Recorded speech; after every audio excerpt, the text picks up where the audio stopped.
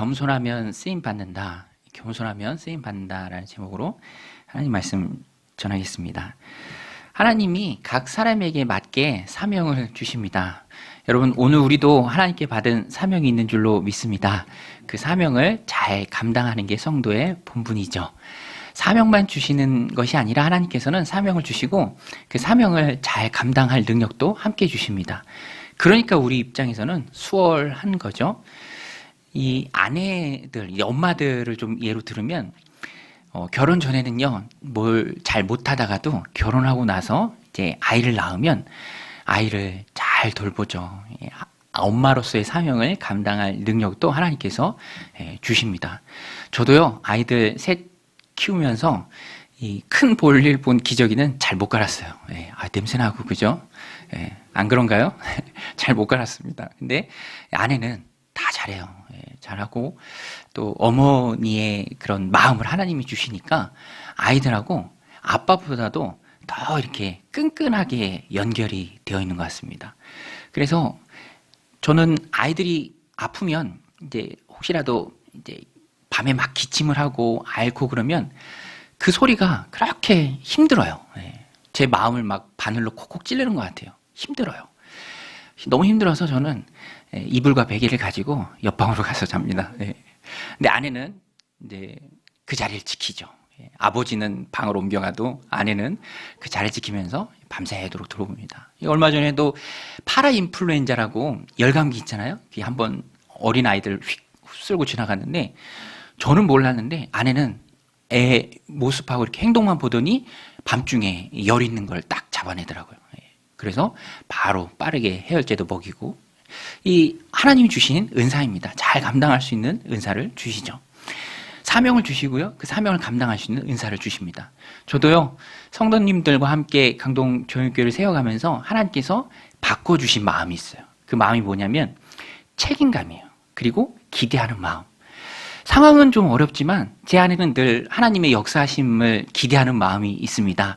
하나님은 어려운 중에도 역사하실 줄로 믿습니다. 그런 기대감이 있어요. 그래서 주일 사역을 마치고 전에는 항상 힘들었는데 지금은 안 그래요. 지금은 다음 월요일 새벽이 빨리 왔으면 좋겠다, 그렇게 기다려지는 마음이 있어요. 하나님이 주신 마음이죠. 왜냐하면 부교육자일 때는 안 그랬어요. 부교육자일 때는 5명이서 새벽 예배를 돌아가면서 했는데도 불구하고 제 차례가 오면은 왠지 좀 힘들어지고 가슴이 먹먹해지고, 근데 지금은 그렇지 않죠. 이것도 하나님이 사명을 감당하라고 주신 귀한 마음인 줄로 믿습니다. 우리가 다 그렇습니다. 하나님께서 우리에게 사명을 주시고요, 없던 은사도 부어주시고요, 어찌됐든지 그 사명을 잘 완수하도록 부족한 것들은 하나님이 다 채워주십니다. 바꿔주세요. 마음도 바꿔주시고 또 능력도 높여주시고, 그래서 우리는 하나님이 주신 귀한 사명을 이뤄낼 수 있는 겁니다. 오늘 본문에 보면은 2차 전도여행을 마치고 3차 전도여행을 시작하는 그 사이에 끼어있는 삽입 본문이라 그래요. 그래서 내용은 짧습니다. 내용은 짧지만 굉장히 중요한 메시지를 우리에게 주고 있어요. 그 메시지가 무엇이냐면 사명을 감당할 책임감 있는 행동이에요. 사명을 감당할 책임감 있는 행동. 특별히 하나님께서 바울을 사도행전을 전도행전이라고도 합니다. 그리고 그만큼 전도에 관한 이야기가 참 많이 나와요. 그리고 그 중심에 바울이 있습니다. 왜냐하면 하나님께서 바울을 이방인과 임금들과 이스라엘 자손들에게 복음을 전하는 하나님의 그릇으로 바울을 선택해 주셨어요. 바울이 눈이 확 멀죠. 예수님 만났을 때 아나니아 제자를 눈먼 바울에게 하나님이 보내시면서 그에게 기도해서 눈을 뜨게 해라 라고 했을 때 아나니아가 좀 걱정을 합니다. 주님, 이 사울은 정말로 믿는 자들을 해하고 핍박하는 자였습니다. 여기 온 이유도 핍박하기 위해서입니다. 그때 주님이 아나니아에게 그렇게 말씀하세요. 가라. 이 사람은 내가 이방인과 임금들과 이스라엘 자손들에게 복음을 전하기 위해서 택한 나의 그릇이다. 사울만 그릇입니까? 바울만 그릇입니까? 오늘 본문에 나오는 브리스길라와 아굴라 부부도 그릇이고요, 또 아볼로도 하나님께서 선택한 복음을 담는 그릇입니다. 그리고 오늘을 살아가는 우리도 하나님의 그릇인 줄로 믿습니다. 하나님 우리를 그릇으로 불러주시고 선택해 주셨습니다. 각자에게 맞는 사명을 주셨어요. 그 사명을 우리가 감당할 때 가져야 할 태도가 무엇인가, 갖춰야 할 덕목이 무엇인가, 짧은 삽입 본문 5구절 속에 담겨 있습니다. 하나씩 살펴볼 텐데요. 첫 번째는요, 돌보는 마음입니다. 돌보는 마음. 여러분, 돌보는 마음이 저들 가운데 있으시길 바랍니다. 이게 굉장히 중요해요. 사람이 언제 성장하냐면, 저도 제 인생을 이렇게 돌아보니까 공동체에 속해서 돌봄을 받고 또 내가 성장해서 누군가를 돌볼 때, 그때 많이 성장하는 경험을 해요. 바울도 이것을 잘 알아서 전도해 놓고 교회 세워놓고 팔짱 끼고 잘 해보세요라고 한 것이 아니라 때마다 일마다 여러 번 전도했던 그 교회를 방문해서 성도들을 돌봤습니다. 그리고 그들의 믿음을 굳세게 했죠. 오늘 말씀 18장 23절에도 나오는데요. 우리 같이 한번 읽겠습니다. 시작. 얼마 있다가 떠나 갈라디아와 부르기아 땅을 차례로 다니며 모든 제자를 굳건하게 하니라. 갈라디아와 부르기아 땅은 지금으로 말하면 터키 지역입니다. 그리고 이 지역은요, 바울이 1차 전도여행 때도 전도했고 2차 전도여행 때도 들렀던 곳이며 또 오늘 본문에서 3차 전도여행 때 한 번 더 들르는 거예요. 돌봄의 원칙은 꾸준함이에요. 꼼꼼함입니다. 오늘 본문에 보면 바울이 부르기아 땅을 차례로 다니며 라고 되어 있는데 이 말은 순서대로 차근차근 돌아다녔다라는 거예요. 설렁설렁 얼렁뚱땅하지 않고 꼼꼼하게 그 지역들을 다 다니면서 교회 안에 있는 하나님의 백성들, 성도들, 그들의 믿음을 굳세게 세워주었습니다. 돌보는 일을 바울이 감당했죠. 공동체를 돌보는 게 너무너무 중요합니다. 학생부였을 때, 청년부였을 때 이렇게 돌봄을 받고 세워진 것들을 경험해요. 제가 기억에 남는 것은 군대를 제대하고 가까운 곳으로 교회를 옮겼는데 거기에 저를 참 잘 돌봐줬던 분이 계세요. 나이가 좀 많은 청년부 형님이었는데 제가 예배 드리고 나갈 때면 이렇게 항상 저한테 오셔서 경복 형제 밥 먹고 가야지 하면서 제 손목을 잡고 이렇게 또 식당까지 안내도 하고, 처음이면 모든 게 다 어색하잖아요. 서먹서먹하고 뭘 어떻게 해야 될지 잘 모르기도 하는데 그때 와서 말 걸어주고 이끌어주고, 또 청년부 예배도 나와보세요 라고 이렇게 붙잡아주는 사람도 있고, 그러면서 그때 그 공동체 안에서 믿음이 많이 성장하는 경험을 합니다. 밀어주고 당겨주면서 함께 만나면서 부대끼면서 그렇게 우리의 믿음이 성장하는 거예요. 여러분, 주기도문에서도요, 하나님 아버지를 부를 때 나의 아버지라고 부르지 않고요, 하늘에 계신 뭐라고 하죠? 우리 아버지요. 공동체는 주님이 원하신 거예요. 공동체를 통해서 영혼이 살아나고요, 공동체를 통해서 주님을 만납니다. 너무너무 소중하고 귀한 게 바로 이 공동체예요. 그래서 바울은 1차 전도여행 때 개척한 그 교회를 2차, 3차 계속해서 꼼꼼히 꾸준히 잘 돌보고 세워주고 있는 것입니다. 돌봄이 얼마나 중요합니까? 사람은요, 돌봄을 받아야 살아갈 수 있는 존재예요.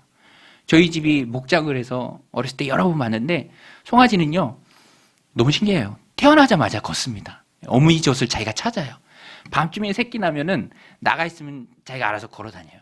그런데 사람은 어떻죠? 사람은 걷기까지 시간도 오래 걸리고 또 성장하기까지도 시간이 오래 걸려요. 육신적으로 돌봄이 필요한 존재입니다. 잘 돌봐줘야 돼요. 어떤 때에는 받아줘야 될 때가 많이 있어요.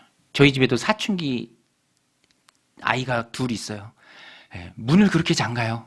여기 가면 문이 잠겨있고 저 옆방 가면 또 거기도 잠겨있고, 문 잠겨있으면 놓고 하고 문 잠겨있으면 놓고 하고. 그런데 돌아보면 저도 그랬어요. 저도. 그 사춘기 아이들 막 조심해야 돼. 걔네들 앞에서는 말을 조심해야 됩니다.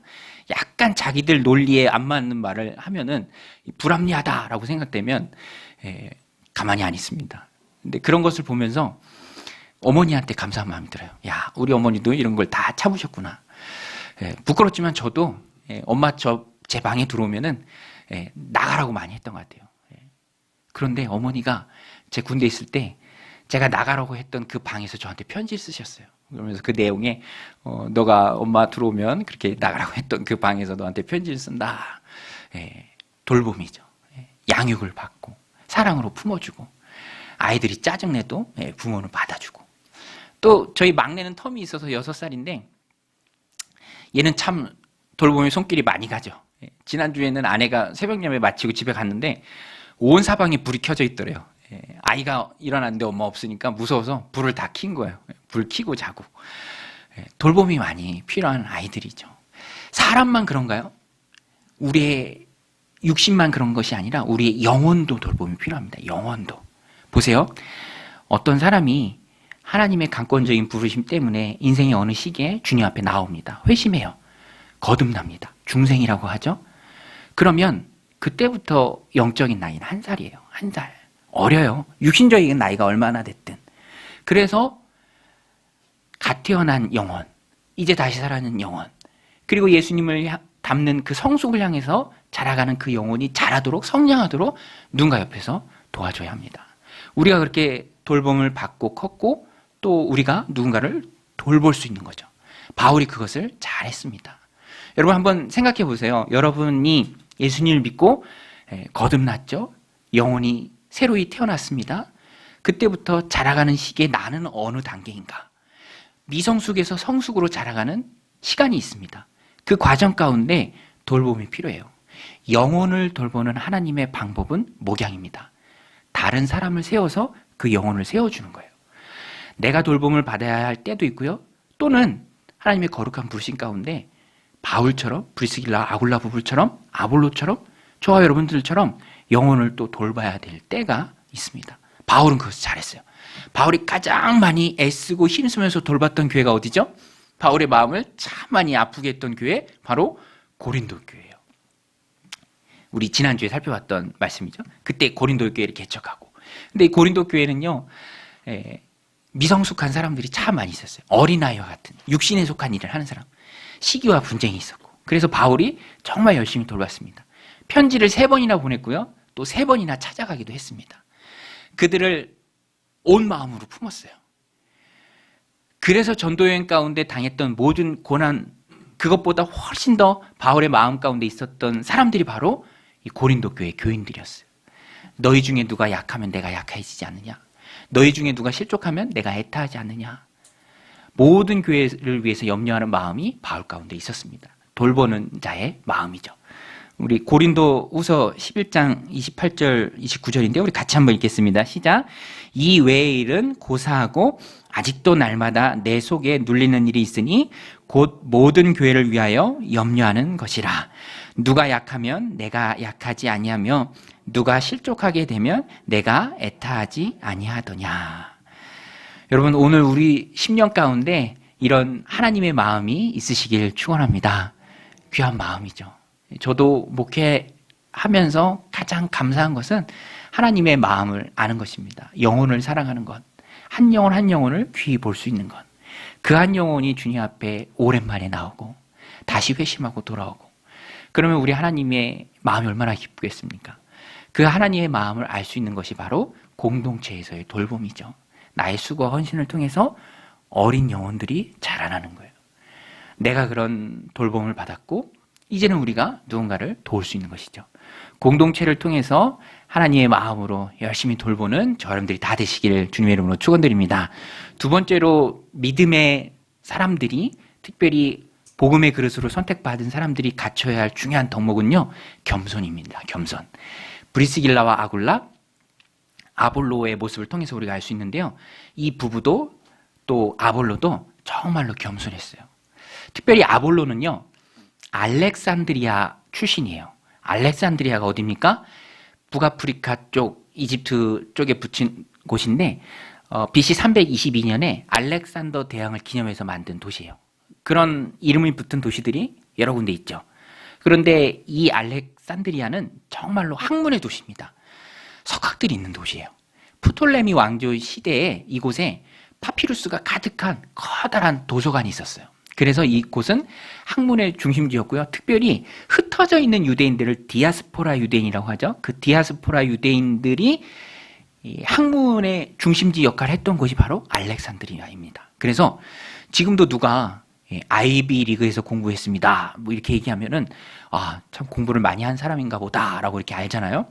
마찬가지로 알렉산드리아 출신은 대단한 사람들이죠. 그리고 아볼로는요, 유대인이었기 때문에 구약 성경에도 능통했습니다. 당시에 구약 성경을 그리스어로 해석했던 곳이 바로 이 알렉산드리아예요. 그래서 70인경이라고 부르는 히브리어 성경을 헬라어 성경으로 번역했던 알렉산드리아, 이 도시예요. 그래서 신약 성경에 보면은 예수님께서도 성경을 인용하실 때 이 70인경을 인용한 부분들이 덜어 나옵니다. 그만큼 이 알렉산드리아는요, 대단한 곳이죠. 학식이 풍부한 곳이고, 거기 출신의 아볼로는요, 대단한 사람으로 볼 수 있습니다. 그런데 아볼로가 겸손해요. 또 아볼로가 알렉산드리아에서 이 에베소로 왔습니다. 지도를 좀 머릿속에 상상해 보면 고린도는 바다 건너에 있어요. 또 그 바다 건너에 지금의 터키 지역에 에베소가 있습니다. 근데 이 밑에 있는 알렉산드리아에서 난 아볼로가 이 에베소에 온 거예요. 에베소에는 유대인들 남자 10명만 모이면 회당을 만들 수 있죠. 그 회당이 유대인 공동체 중심 커뮤니티입니다. 거기서 아볼로가 오니까 아볼로에게 설교를 맡겼어요. 가르치는 일을 부탁했습니다. 그래서 아볼로가 열정적으로 어렸을 때부터 예수님에 대해서 알았어요. 그래서 열정적으로 설교를 하는 거예요. 가르치는 거예요. 그런데 브리스길라와 아굴라가 들어보니까 좀 이상해. 뭔가 좀 부족해. 왜냐하면 아볼로는요, 예수님에 대해서 알기는 알았지만 어디까지 알았냐면 세례 요한이 말한 예수님, 세례 요한의 세례까지만 예수님을 안 거예요. 그러니까 그 이후에 있었던 예수님의 공생의 사역, 예수님의 생애, 또 예수님의 십자가 죽으심, 십자가에서 예수님이 괜히 죽으신 겁니까? 우리의 죄를 사하시기 위해서 대속 제물로, 화목 제물로 하나님께로 나아가는 그 길을 열어놓으시기 위해서 내 죄를 안고 죽으신 것이죠. 거기까지는 몰랐던 거예요, 아볼로가. 그리고 예수님의 부활하시고 승천하심, 그 후에 약속하신 예수님의 약속대로 성령 강림으로 인해서 새롭게 시작된 하나님의 나라인 교회, 이 많은 부분을 아볼로는 알지 못했던 거예요. 거기에 대해서는 배워본 적이 없었습니다. 그러니까 마음은 뜨겁지만, 그래서 열변을 통하며 설교하지만 이미 바울을 통해서 복음의 핵심 진리를 잘 알고 있던 브리스길라 아굴라 눈에는 좀 이상하다 이렇게 달린 거죠. 그래서 브리스길라와 아굴라도요, 아주 겸손하게 그 설교하고 내려온 그 자리에서 지적하고 그런 것이 아니라 조용히 데려다가 이 복음의 도를, 하나님의 도를 잘 풀어서 가르쳐 줍니다. 그러니까 아볼로도 겸손해서 잘 배웠고요.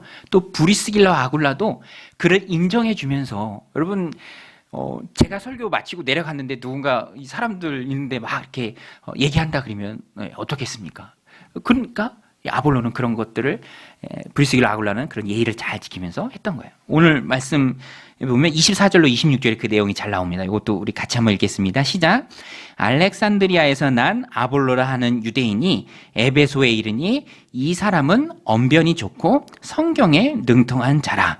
그가 일찍이 주의 도를 배워 열심히 예수에 관한 것을 자세히 말하며 가르치나 요한의 세례만 알 따름이라.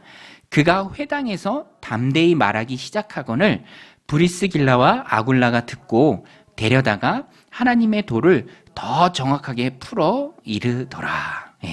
더 정확하게 풀어서 아볼로에게 일러줬습니다. 근데 참 귀하죠. 이런 마음이 너무 귀합니다. 바울이 없는 상태에서도요, 브리스길라 아굴라가 그 사역을 참 잘하고 있어요. 아볼로도 또 열린 마음으로 뭐 천막 만드는 사람들이 뭘 알겠어. 나는 알렉산드리아 출신인데 이러지 않았어요. 그들이 하는 말을 경청했습니다. 오픈 마인드로 마음을 열고 잘 받아들였어요. 그랬더니 브리스길라와 아굴라도 성장하고요. 가르칠 수 있잖아요. 성장하고요. 또 아볼로도 잘 배우면서, 여러분 아볼로가 놓친 부분이 얼마나 많습니까? 요한의 세례까지만 예수님을 알면 80% 90%를 다 놓친 거예요. 그런데 그것을 바울을 통해서 잘 배웠던 브리스길라 아굴라 부부를 통해서 자기도 배운 거죠. 그러니까 열심히 성장해서 또 나중에는 귀하게 쓰임을 받게 됩니다. 이 말씀이 우리에게 주는 메시지가 있습니다. 겸손함이 우리를 성장시킨다라는 거예요. 우리 한번 따라서 보겠습니다. 겸손함이 날 자라게 한다. 그래서 우리는요, 겸손히 마음을 열고 배워야 합니다. 저도요, 선배 목사님들, 또 저보다 먼저 교회를 시작한 동역자들, 저에게 일러주는 말들이 있어요. 그러면은 제가 받아 적습니다. 그러면요 꼭 그대로 돼요. 또 시행착오를 줄일 수 있습니다. 고집이 있어서 안 받는다면 그것은 자기 손해죠. 겸손하면요 결국에는 나에게 유익이 되고 내가 하나님이 쓰실 만한 좋은 그릇으로 준비되는 하나님 나라의 원리입니다. 높아지면요 마음이 높아지면 그만큼 넘어질 가능성이 많다는 거예요. 높으면 어렵잖아요. 균형 잡기가 얼마나 어렵습니까? 그런데 이 겸손은 영적인 무게중심을 낮춰줍니다. 바닥에 붙어 있는 거예요. 바닥에 붙어 있으면요 어지간한 충격에 흔들리지 않고 깨지지 않고 부러지지 않습니다. 내가 바닥에 붙어 있으니까. 아니 내가 바닥에 붙어 있는데 그게 무슨 문제가 되겠습니까? 그래서 브리스길라 아굴라도요 또 아볼로도 관계 가운데 어떤 어려움도 없어요. 서로가 다 겸손하니까. 겸손하게 가르치고 겸손하게 배우고. 그것은 바로 수용성의 원리죠. 그래서 예수님도 누구든지 높아지고자 하는 자는 낮아질 것이요 오히려 낮아지려고 하는 그 사람이 높아질 것이다 라는 역설을 말씀해 주셨습니다. 우리는요 하나님 앞에 늘 겸손해야 합니다. 위험한 것은 겸손의 반대편에 있는 교만이죠. 우리 새벽마다 살펴보고 있는 삼손 말씀 보면요 저는 삼손처럼 해석하기 어려운 사람도 없는 것 같아요. 야 이거를 긍정적으로 해석해야 될지 부정적으로 해석해야 될지 설교자들을 헷갈리게 하는 사람이 바로 삼손입니다. 받은 은사는 많아요. 막 사자를 그냥 찢습니다. 종이 찢듯이 찢어요. 예. 그리고 그 말씀에도 나오죠. 예. 가사의 성문, 권위를 상징하는 그 성문을 다 뜯어버려요. 문설주까지 문자까지 다 뜯고 어깨에 지고 헤브론산 꼭대기로 올라가요. 지금은 말하면 다 뜯어서 검단산 꼭대기로 올라간 거예요. 그걸 누가 감당하겠습니까? 그런데 삼손은 그의 생애를 보면은 그냥 그렇게 주신 은사를 다 낭비해요. 낭비하고 여자 꽁무니 쫓아다니고 기생쥐 들락날락거리고. 근데 제가 이렇게 보면은 왜 그럴까 보면은 그 중심에 교만한 마음이 있었습니다. 교만한 마음의 태도가 그런 행동들로 나오게 되는 거예요. 마지막에는 하나님 앞에 쓰임받게 되었지만 그 인생 전체를 놓고 볼 땐 낭비함이 참 많았죠. 그 이유가 무엇입니까? 마음을 닫은 마유에이를 주장하는 교만한 마음이 있었다라는 것입니다. 타이타닉호도 교만했다면서요. 만든 사람들이 이건 하나님도 침몰시키지 못할 배다. 이런 얘기하고 빙하도 두렵지 않고. 교만은 꺾어지게 되는 넘어짐의 앞잡이다라고 성경이 말하지 않습니까? 하나님께서도 미워하는 것이 옛일꽃까지인데 잠언 6장에 보면은 그 중에 가장 첫 번째로 나오는 게 바로 교만이에요. 교만한 눈. 여호와께서 미워하시는 옛일꽃까지 그 첫 번째 교만한 눈. 교만한 눈이 있으면요 나 자신을 못 봅니다. 삼손처럼. 그리고 교만한 눈이 있으면 예수님 당시 있었던 바리새인들처럼 다른 사람의 허물만 보아요. 지적질하고 책망하고 정죄하고 정작 자기 자신은 못 보죠. 그러나 누가복음 18장에 나오는 바리새인과 세리의 기도처럼 오히려 겸손하게 하나님 앞에 고개도 못 들고 가슴을 치며 눈물을 흘며 주여 용서하옵소서 죄인으로소이다 한 그 세리가 그 겸손한 기도가 오히려 교만하게 하나님 앞에 나는 이것도 하고 저 세리와도 같지 않음을 감사합니다라고 했던 바리새인보다 인정받고 의로움을 받는 기도였다라는 것입니다. 그래서 오늘 우리가 좋은 그릇이 되고자 한다면 우리는 늘 하나님 앞에 겸손해야죠. 겸손히 잘 배워야 합니다. 그렇게 잘 배울 때 아볼로는 쓰임을 받습니다. 고린도에서 초청을 받아요. 고린도에서 왔던 그 교인들이 에베소 회당에서 설교하는 아볼로를 보면서 고린도로 초청을 했던 것 같아요. 그래서 아볼로도 가고 싶어 하죠. 그래서 브리스길라 아굴라는 아볼로를 격려하고요. 또 추천서도 써줍니다. 고린도에 있는 제자들에게 써서 아볼로를 잘 영접하라. 그랬더니 아볼로는 거기 가서 믿음의 사람들에게 많은 유익을 끼칩니다. 많은 유익을 끼쳐요. 하나님의 쓰임을 받는 거죠. 여러분 오늘 우리도 아볼로처럼 쓰임 받기를 주님의 이름으로 축원드립니다. 오늘 나를 통해서 많은 영혼들이 유익을 받기를 원합니다. 그 마음의 중심에 겸손이 있는 겁니다. 우리 사도행전 18장 27절인데요. 같이 읽겠습니다. 아볼로가 아가야로 건너가고자 하므로 형제들이 그를 격려하며 제자들에게 편지를 써 영접하라 하였더니 그가 감에 은혜로 말미암아 믿는 자들에게 많은 유익을 주니 많은 유익을 줬습니다. 겸손한 사람들이 많은 교회가 유익을 줄 수 있는 거룩한 공동체인 줄로 믿습니다.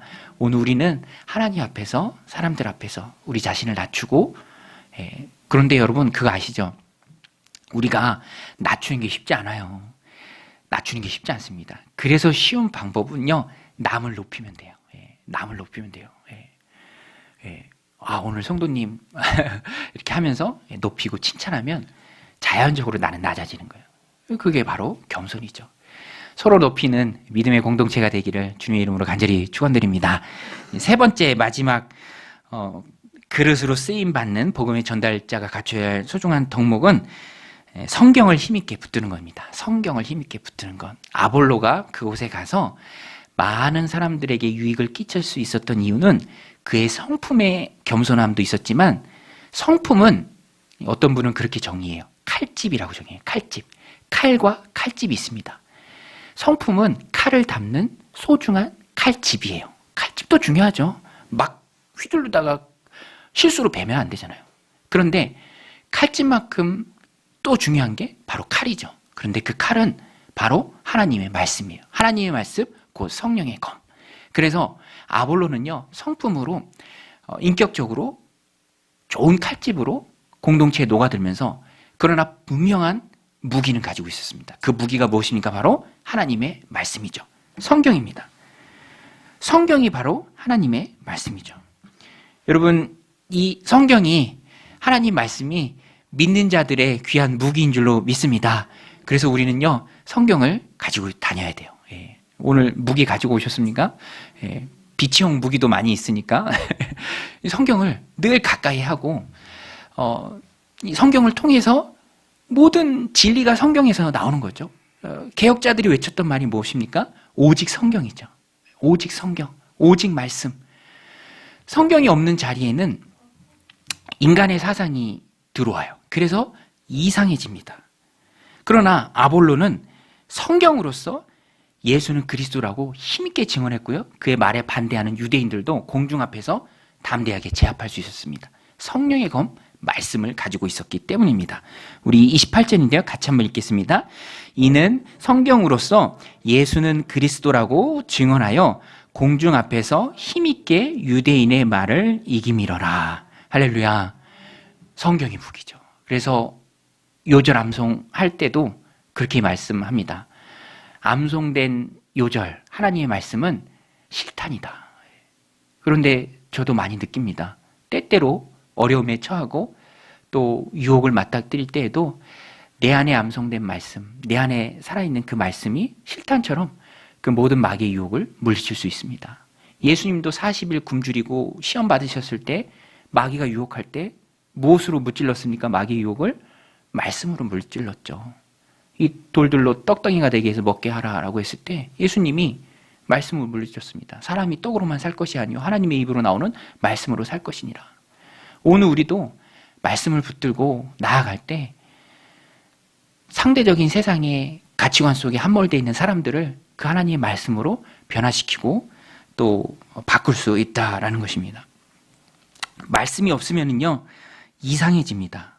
우리 새벽마다 나누고 있는 사사기 말씀, 매일 성경에서 사사기 말씀 나누고 있는데, 이제 17장에 들어가면 사사들은 이제 다 끝났고 17장에 들어가면 사사기의 시대가 얼마만큼 이상한 시대인지를 몇 가지 사건을 통해서 단적으로 보여줍니다. 그 중에 첫 번째 나오는 이야기가 미가의 신상이에요. 미가의 신상. 이 미가라는 사람이 신상을 부어 만듭니다. 은으로 우상을 부어 만들어요. 그런데 그 우상을 하나님으로 여기고 그 우상을 부어 만들기 위한 은을 하나님께 구별해서 거룩히 드립니다 라고 이렇게 말을 해요. 그 말이 안 맞는 말이에요. 모순입니다. 너무너무 이상한 거예요. 하나님이 싫어하시는 거는 우상이고요, 너는 나 외에 다른 신을 내게 두지 말라 라고 1계명에서 말씀하셨고, 2계명에서 너는 너를 위하여 우상을 새기지 말라. 바다에 있는 것이나 하늘에 있는 것이나 바다 아래 땅에 있는 것이나 그 무엇이든지 우상을 만들지 말고 섬기지 말고 절하지 말라. 그러니까 1계명과 2계명을 사람들이 다 어기면서도 이상하게 그것을 하나님을 위한 일로 사람들이 말을 합니다. 사사기 17장 3절에 보면 나오는데요, 제가 읽겠습니다. 미가가 은 1,100을 그의 어머니에게 도로 주매 그의 어머니가 이르되 내가 내 아들을 위하여 한 신상을 새기며, 이 우상이죠. 한 신상을 새기며 한 신상을 부어 만들기 위해, 그 다음에 뭐라고 얘기합니까? 내 손에서 이 은을 여호와께 거룩히 드리노라.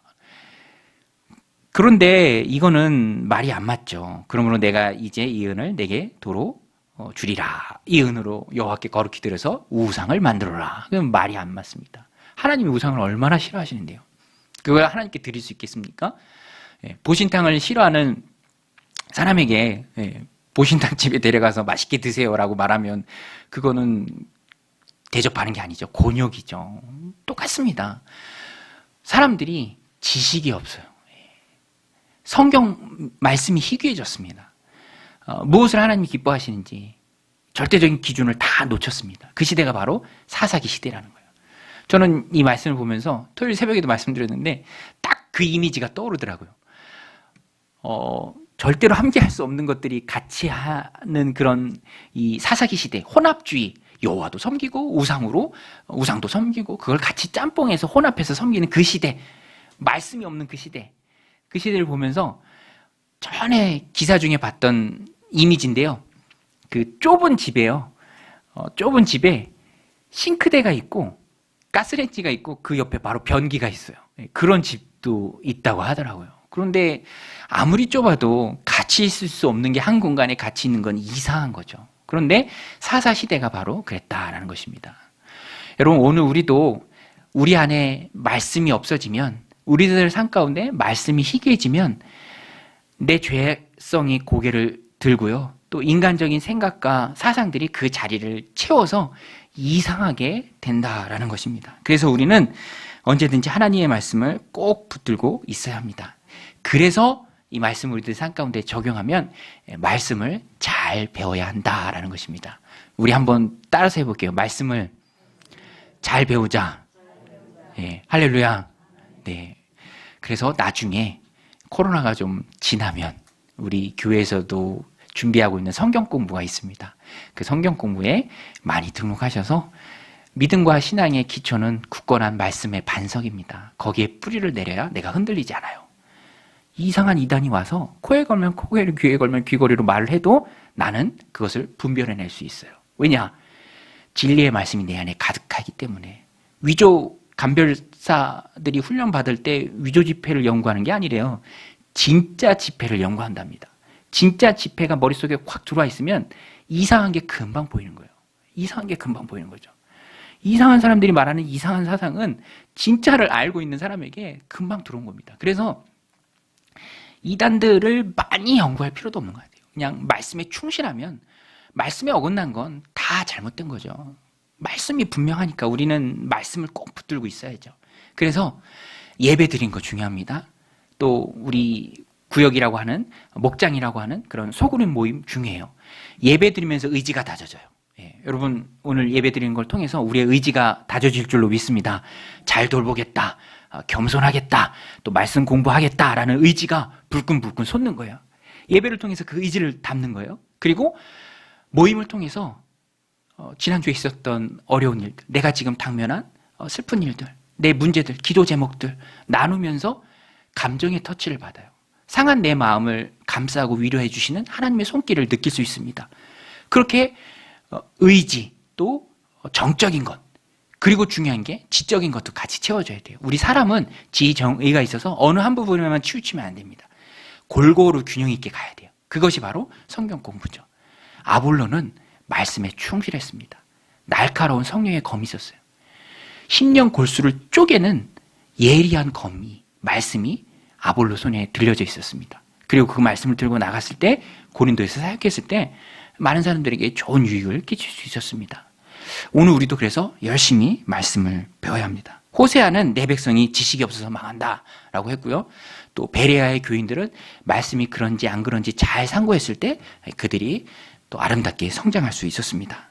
우리는요, 덮어놓고 믿는 사람들이 아니에요. 목사님이 그렇다고 하니까 그런 줄 안다. 거기서 한 걸음 더 나가서 정말로 베레아 교인들이 그랬던 것처럼 정말로 그런가 하여 말씀을 상고하는 사람들이 되어야 합니다. 덮어놓고 믿는 사람들이 아니라 말씀을 이렇게 펼쳐놓고 믿는 사람들이에요. 아, 정말 하나님의 백성들이 하나님 말씀대로 했더니 이렇게 됐구나. 그러면서 우리의 확신들을 키워나가는 사람들입니다. 확신 앞에 모든 불확실한 것들, 또 세상의 불안전한 것들, 또 세상의 상대적인 것들, 인간적인 생각들, 인간적인 사상들, 확실한 말씀 앞에 무너질 줄로 믿습니다. 그래서 우리는 하나님의 말씀을 열심히 잘 배워야 합니다. 오늘도 말씀을 정리합니다. 바울처럼, 브리스길라 아굴라처럼, 아볼로처럼 복음의 좋은 그릇으로, 또 큰 그릇으로 말씀을 담고 있는 정확한 그릇으로 준비되어서 하나님 맡겨주신 귀한 영혼구원의 제자 삼는 그 사명을 잘 감당하는 저 여러분들이 다 되시기를 주님의 이름으로 간절히 축원드립니다.